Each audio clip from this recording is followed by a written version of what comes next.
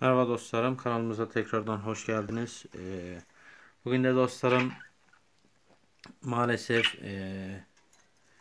üzücü bir haberim var. Yavru muhabbet kuşumuz maalesef yuvalıkta artık nasıl olmuş ise anne ya da baba ezmiş. O yüzden yavru muhabbet kuşu ölmüş. Daha doğrusu ezmiş mi, ne olmuş, nasıl olmuş? Çünkü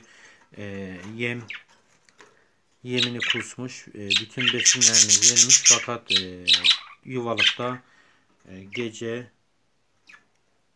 bildiğiniz üzere maalesef ölüydü. Ben de yuvalıktan çıkarttım tabii ki. E, Yani şöyle bir durum da var. Hani ben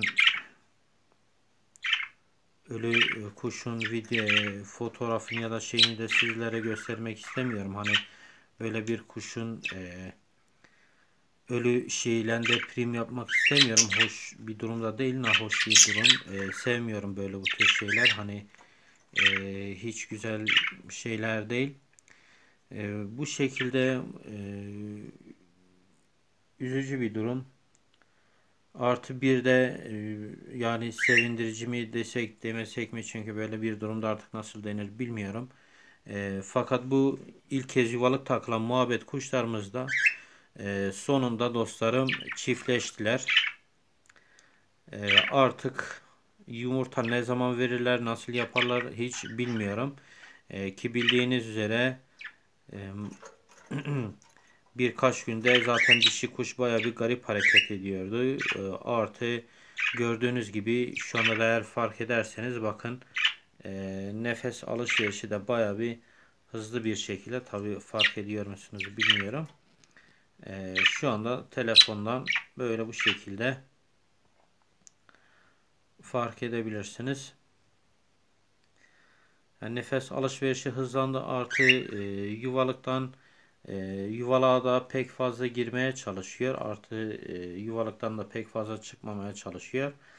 Ve yani ben bir kez tek çiftleştiklerini gördüm. O da yavru doğumu zamanında artık aşırı mı kıskançlık hissinden dolayı mı ya da başka bir şeyden dolayı mı çiftleştiklerini gördüm. Çiftleştiklerini görünce de artık hiç rahatsız etmeden direkt kuş odamızdan çıktık. E, Yani genel itibariyle gördüğünüz gibi bu şekilde. Tabii şu an muhabbet kuşlarımızın deneyimli muhabbet kuşlarımız da böyle bu şekilde. Tabii bildiğiniz üzere dostlarım bu kuşlarımız deneyimli. Daha önce yavru ve yumurta vermiş muhabbet kuşlarımız. Tabii bunlar yeni abone olan dostlarımız için. Daha önce yavru yumurta vermiş kuşlarımız 24. gününden itibaren yumurtlamaya 24. yani yuvalık taktıktan 24. gün sonra yumurtlamaya başladılar ve bu da 1 Ocağı denk geldi. Şu anda da altlarında yumurta var. Bilmiyorum çıkartırlar mı çıkartmazlar mı hiç bilmiyorum bunu.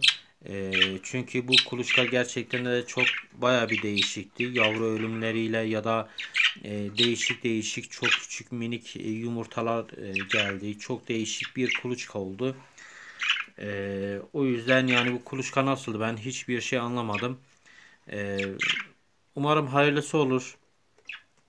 Şu anda bakın erkek kuşumuz da çıktı. Bu çiftimiz de zaten söylediğimiz gibi daha önce ilk kez dostlarım ilk kez yuvarlak takılan muhabbet kuşu ve bunları hiç ellemeden dokunmadan 47 gün, bakın 47 gün boyunca kafeslerini bu şekilde tuttuk. 47. gününden sonraki zaten tarihler ve süreler de bu şekilde belli. 47. gününden sonra dostlarım çiftleşmeye başladılar. Artık bundan sonra ne zaman yumurta verirler, nasıl yaparlar bunu bilmiyorum. Tabi bu kuşlar için her zaman belli bir süreç değildir. Bu bir ayda olabilir, bir haftada olabilir ya da daha da erken de olabilir. Yani onları biz kestiremeyiz fakat sadece söylediğimiz gibi süreci elinizden geldiğince kısaltmaya çalışabilirsiniz. Bunu da nasıl yapabilirsiniz? Tünekleri tek tüne indirerek kaliteli besin vererek artı gaga taşı, kalamar kemiği, böyle bu tür kalsiyum ihtiyacı olan, kalsiyum ihtiyacını giderecek besin ihtiyaçlarını takabilirsiniz. Ama tek tünek takma gerçekten de çok önemli. Şu anda da gördüğünüz gibi benim tek tünek. Böyle bu şekilde dostlarım. Bu arada dostlarım, zaten bu kuşumuzun ismi var, Limon. Bundan sonra Limon diye hitap etmek istiyorum.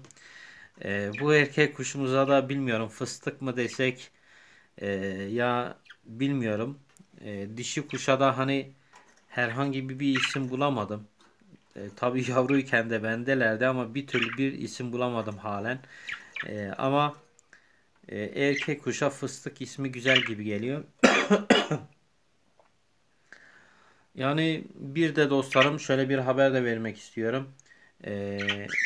İnternetten dostlarım karışık muhabbet kuşu yemi hissettirdim. Bayağı bir pahalıydı.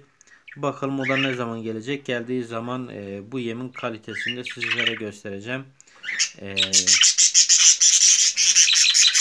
Yani bugün bu kadar olsun çünkü yavru ölümleriyle karşılaştık. Bayağı bir sorun, sıkıntılar oldu. O yüzden pek fazla da artık kuşlarımızı da rahatsız etmek istemiyorum. Bugünlük bu kadar olsun. Kanalımıza da abone olmadıysanız abone olup bildirimleri açarak like atmayı unutmazsanız sevinirim dostlarım. Beni izlediğiniz için teşekkür ederim. Bir dahaki videoda görüşmek üzere. İyi günler dilerim. Kendinize iyi bakın. Esen kalın dostlarım.